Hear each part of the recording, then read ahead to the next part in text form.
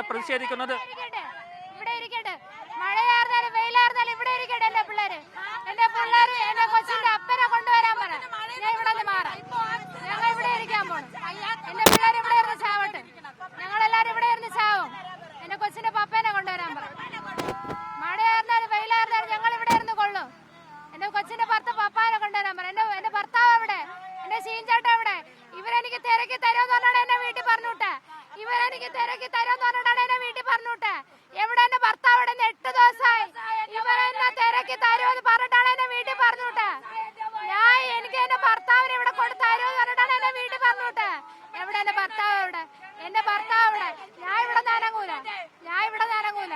എന്റെ മക്കളെല്ലാരും ഞങ്ങൾ ഇവിടെ മഴ കൊള്ളും. ഞങ്ങൾ അനങ്ങൂല. ഇവിടെ നിന്ന് എന്റെ ഭർത്താവ് ഇവിടെ വരട്ടെ. ഇവരെന്ത് ചെയ്യാന്ന് എനിക്ക് കാണണം. ഇവരെന്താണ് എനിക്ക് എന്റെ ഭർത്താവിനോട് ചെയ്യണമെന്ന് എനിക്ക് കാണണം. ഞാൻ അനങ്ങൂല. ഇവിടെ നിന്ന് ഞാൻ അനങ്ങൂല. എന്റെ മക്കളെല്ലാം ഇവിടെ ഇറങ്ങി ചാവട്ടെ. കുഴപ്പമില്ല. ഞങ്ങൾ ഇവിടെ തന്നെ ഇരിക്കും.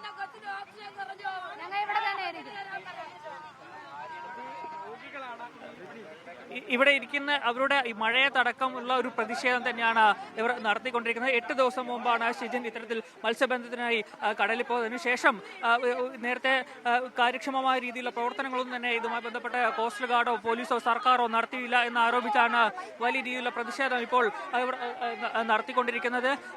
ഈ ഒരു കാരണവശാലും പിരിഞ്ഞു പോകാൻ തയ്യാറല്ല. മഴയായാലും വെയിലായാലും ഇത് കൊണ്ടുകൊണ്ട് ഇവിടെ ഇന്നുകൊണ്ട് പ്രതിഷേധിക്കുമെന്നാണ് ഇതുമായി ബന്ധപ്പെട്ട് അവർ പറയുന്നത്. ഒരു കാരണവശാലും പിരിഞ്ഞു പോകാൻ തയ്യാറല്ല. ഇതിലൊരു തീരുമാനമുണ്ടാകുന്നവരെ അംഗീകരിക്കാൻ അല്ലെങ്കിൽ ഇതിൽ നിന്നും പിരിഞ്ഞു പോയില്ലെന്നാണ് അവർ പറഞ്ഞിരിക്കുന്നത്. എന്തായാലും കോസ്റ്റൽ ഗാർഡ് അടക്കം ആദ്യം കോസ്റ്റൽ ഗാർഡ് പോലീസ് സ്റ്റേഷൻ ഉപരോധിച്ചു. അതിനുശേഷമാണ് പുറത്തേക്ക് വന്നിട്ട് കംപ്ലൈന്റുള്ള കൊച്ചാണ് കൊച്ചു.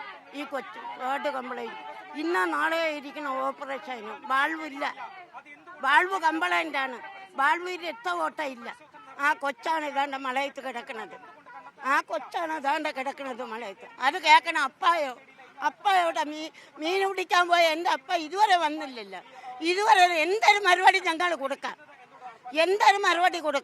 ഈ മക്കള് അപ്പന് ചോദിക്കണം എൻ്റെ പപ്പ എവിടെ അമ്മ, എൻ്റെ പപ്പ എവിടെ?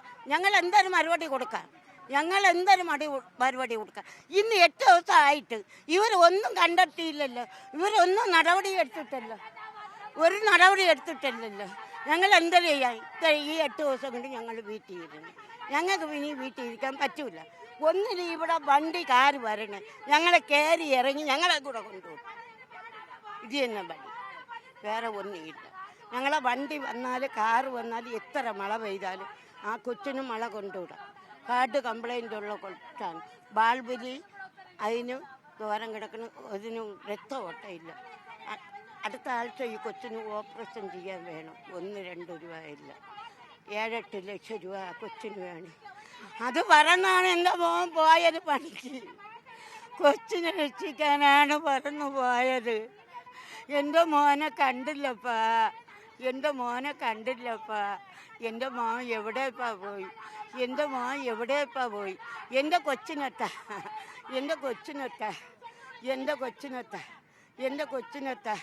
അയ്യോ എൻ്റെ കൊച്ചിനെത്താ.